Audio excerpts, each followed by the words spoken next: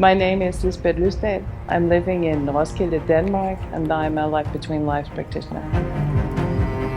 In a Life Between Lives session, the client connects to their soul self, their essence, or their higher aspect. Growing up in Denmark, I always had this interest in mathematics. I chose science as a field of study because it was factual, it's how you make a career. And then I worked in engineering, control engineering, collecting data from factories. Working as an engineer in Denmark is a lot of hours, and that didn't fit in with family and having small children.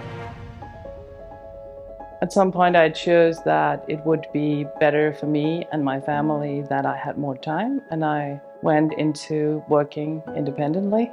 I began to notice that the projects I was doing succeeded because of the human interaction rather than the technicalities. And still I lost the motivation from being called at 3 o'clock in the night because something didn't work in a 24/7 production system.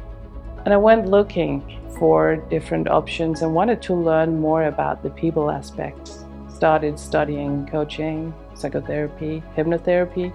And during my hypnotherapy training, I ran into Dr. Newton's books. I felt an immediate connection because I knew this by heart. Went to past life regression training, went to the Life Between Lives training, and I've been a practitioner of that for several years now. What's actually most important for me is that the client receive the healing and that connection to maybe even lost parts of themselves. When I see clients, it can either be online or in person. They get a deeper meaning for the experiences they have.